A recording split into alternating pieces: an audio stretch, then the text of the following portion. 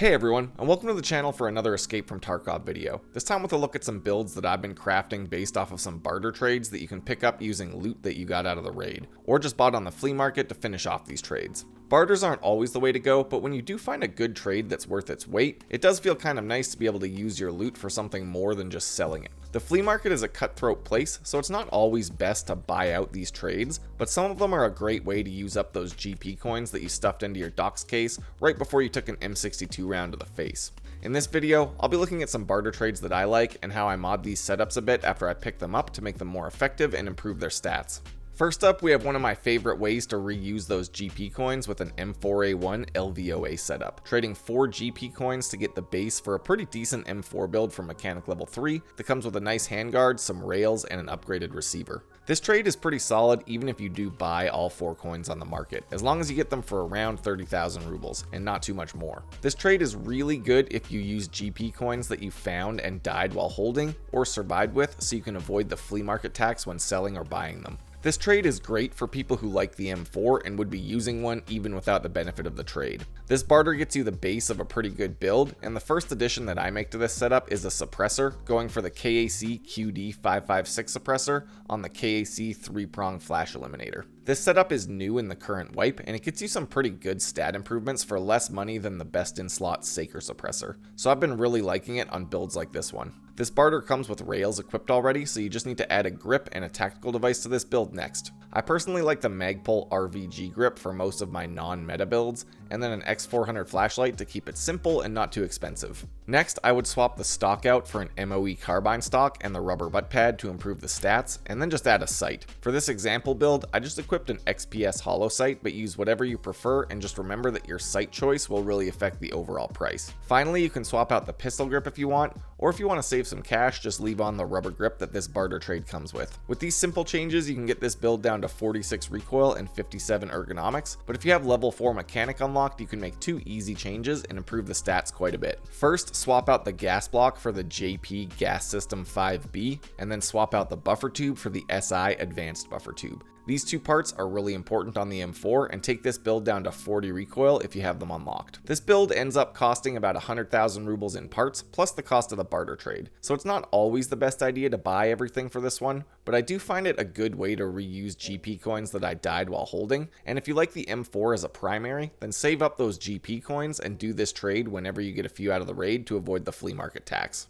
Next up for this video, we have a barter trade for a Scar L build that I believe is new in this patch, though I could have just missed it last wipe when the Scar was added. This trade once again uses GP coins, swapping 5 of them to mechanic level 2 for a Scar L with some rails, an RK1 grip, MOE pistol grip, and a hammer scope with a backup red dot sight. This trade is kind of a combination of being fun and sort of practical because it has some good attachments, and this Scar L is built from a mix of black and tan pieces, giving it a pretty cool look as well. I don't think I would buy the GP coins specifically for this trade, but if you have 5 GP coins in your stash that you can't flip on the market, this trade technically only costs about 115,000 rubles, which is pretty solid considering the scope and foregrip combined are about 80,000 rubles all by themselves. After doing the trade, my first change would be to add the KAC QD suppressor and the 3-prong flash eliminator from the M4 build, just to get the recoil down a bit and get rid of the junky muzzle brake that this build comes equipped with. After that, I basically just add a flashlight and some MBUS iron sights and call it good, using the hammer scope and the RK1 grip as part of the overall build. With this setup, you spend about 60,000 rubles in extra parts and get a build with 57 recoil and about 35 ergonomics. The hammer scope, delta point, and RK1 grip make this barter trade kind of attractive in my eyes, so if you have some unused GP coins, maybe think about giving this one a few raids. Next up, we've got a trade at proper level 3 for an RPK-16 and a 95 round drum mag, which you can pick up for 2 blue gunpowders and 3 piles of weapon parts, totaling about 60 to 70,000 rubles if you buy it all, and both of these items are craftable and easy to find in raid. This barter trade is actually really close to the price of just buying an RPK, but you also get the 95 round drum, which honestly you can just sell back to mechanic for about 25,000 rubles that you can then use to buy parts to improve the build. First, I would add the PWS CQB 545 compensator for the recoil reduction, since this is the best in-slot part that can fit on the RPK anyways. Next, pick up an RK-1 foregrip from Skier and add that to the bottom rails to cut down some more recoil, and get a tactical device like the X400 or whatever you prefer for the side rails. For the stock, I will usually add the MOE carbine stock and a rubber butt pad, but if you want max recoil reduction, you can add the PRS Gen 3 stock instead. Finally, I swap out the pistol grip to the new Tango Down battle grip and a CSS charging handle for an extra ergo bonus. Then I add a sight, and that's all you need for a pretty basic build. With this setup, I get 52 recoil and about 54 ergonomics, even with a 60 round mag equipped, for about 70,000 rubles in extra parts after doing the barter trade. A final improvement you can make if you have proper level 4 unlocked is to swap out the barrel for the longer 22-inch barrel, which gets you a pretty solid recoil reduction, bringing it down to 47 recoil, which is pretty stable for full auto sprays. The RPK-16 is definitely not a perfect gun, but it's a pretty cost-effective way to use up your extra 5.45 ammo. It does kind of suffer from not having a really good suppressor, but it's a fun build to go loud with, bring a 60 rounder, and spray down PMCs with some PP or BT ammo that you've been hoarding in your weapon cases. Next up for this video, we have a classic barter trade that never really falls out of style, the M1A SASS build for mechanic level 3, which requires 18 Wilston cigarettes for a long-barreled M1A, the SASS handguard, and an MOE stock, which is basically halfway to being a best-in-slot M1A meta build. This barter trade costs about 100,000 rubles if all of the cigarettes are bought on the market, which is about the same as buying it straight up from mechanic level 4 and a bit cheaper than putting it all together yourself piece by piece, so it is worth it, especially if you save up any Wilstons that you find in raid or even craft them at the nutrition station. After doing the trade, first you want to add the KAC muzzle brake kit from mechanic level 3, not the flash hider kit, the muzzle brake kit, and then get the KAC PRS QDC suppressor from Peacekeeper level 3, and you have the best in slot muzzle device for this setup. Next, I add the Magpul RVG foregrip and a flashlight or laser of some kind to the handguard. For a pistol grip, I'll generally go with the F1 skeleton grip from Skier, which gives pretty good ergonomics for the price. Then I add a rubber butt pad to the MOE stock and a pair of MBUS iron sights as well to improve the ergonomics a little bit more. Finally, you'll need a sight, and that's where this build can get a little bit expensive. You can opt for a cheaper red dot sight for this build,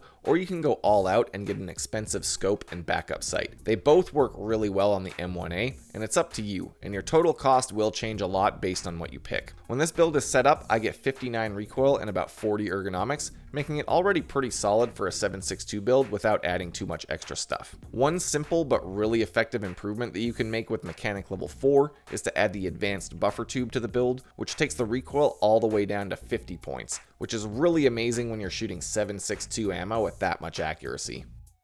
One more build that I've been bartering for quite a lot in this wipe is the M700 bolt action sniper, which you can get from Jaeger level 2 for one bottle of Deadly Slav's beard oil, which is pretty awesome because it can be as low as 30,000 rubles on the market, saving you up to 20,000 rubles to get this rifle. I use this simple setup for quite a lot of the sniper quests and for random runs on Lighthouse or Woods with a somewhat budget bolt action loadout, which I do find quite fun. I like to always add a suppressor onto my sniper, and for this build I have two options I like to use. First, you can go to mechanic level 2 and do the barter for the hybrid 46 suppressor, which requires 4 sticks of RAM and can sometimes be as cheap as 32,000 rubles. The other one I really like is the Gemtech 1 suppressor, which can be picked up on the market for as low as 30,000 rubles or even lower sometimes. Next, you basically just need a scope, so I generally will add the Remington 30mm integral mount for the M700 and then one of the 30mm scopes depending on how much magnification I think I'm going to want. For Lighthouse, I'll sometimes use the Schmidt & Bender 1 to 8 times scope, which can be as cheap as 30,000 rubles or less,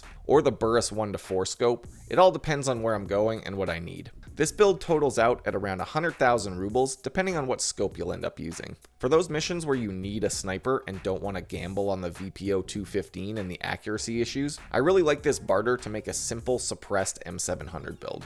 Well, that pretty much covers it for these builds. I certainly didn't look at every barter trade, but these ones are pretty worthwhile compared to a lot of the others, and they can get you some decent builds and sometimes save you a decent amount of money, or let you get setups that you otherwise wouldn't have unlocked. Prices do change on the market day by day, so some of these will get cheaper over time and others might get more expensive. So don't shoot the messenger if amazing trades pop up that makes GP coins skyrocket, and try to pick up these trade items whenever you see a good market price. What do you think? Are barter trades worth it in the current patch, or do you think it's better to just stick with builds that have good, stable flea market prices? Did I miss any barter trades that you really like? In any case, thanks for checking out the video. I've got links to my Twitch stream, Discord server, and Patreon page down below for anyone interested. And until next time, stay safe in Tarkov City.